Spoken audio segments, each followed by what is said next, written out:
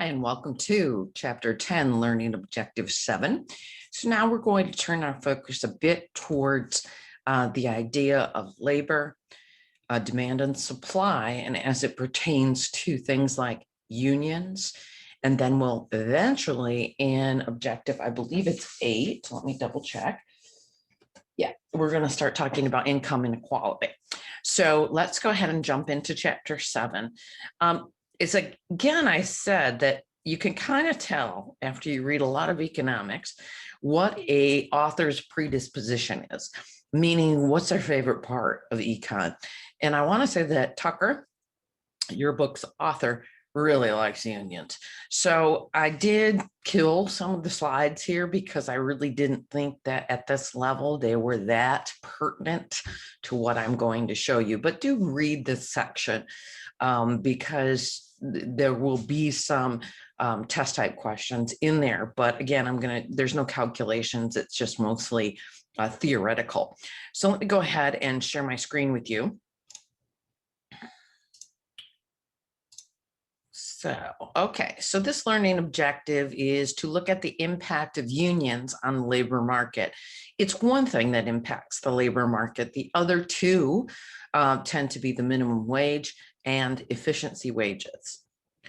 Okay, so when we take a look at this, there are reasons for why the wage might be higher than the equilibrium wage. And the first one is minimum wage laws. Okay.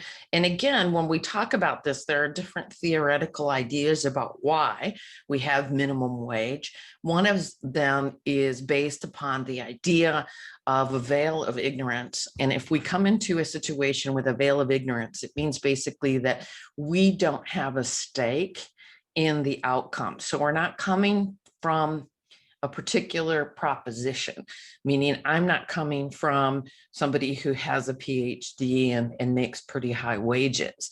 And so what is it that I would craft in the policy making? And in terms of minimum wage laws, it would be that we're looking at those individuals that are the least skilled, okay, and don't have a lot of experience. We tend to see minimum wage will in fact create a price floor, which we know creates a surplus.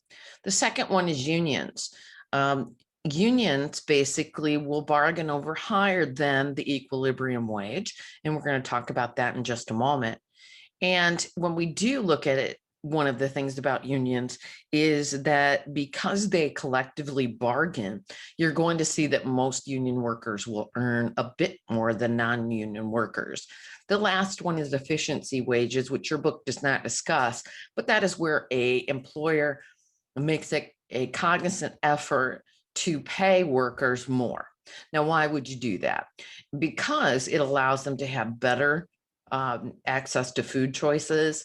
It allows them to kind of think about, hey, if I'm getting treated better, then maybe I need to work up to the ideals which are set for me, meaning that if I have a really good job and if I know that I lose that job and I have to go back into the industry for a lower paying employer, then I'm probably going to work harder. Okay, so what are the three basic strategies that unions do to raise wages? And here they are. They increase the demand for labor.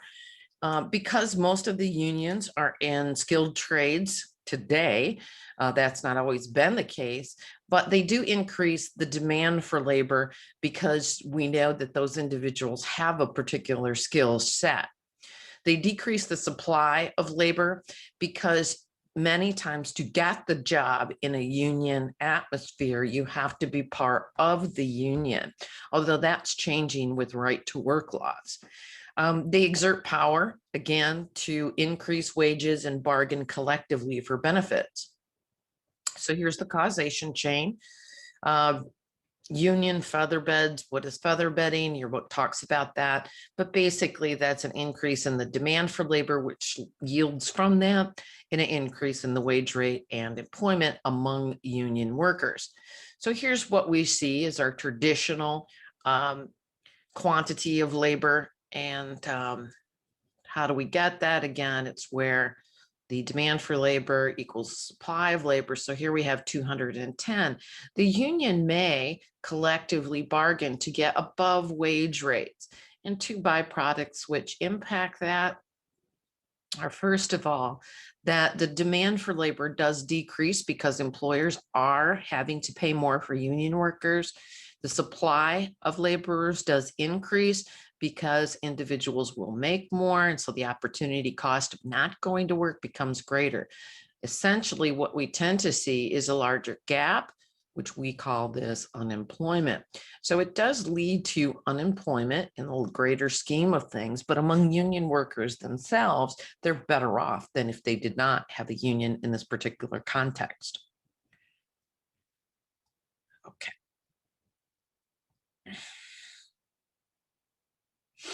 Okay, what are some ways that the union can decrease the supply of labor?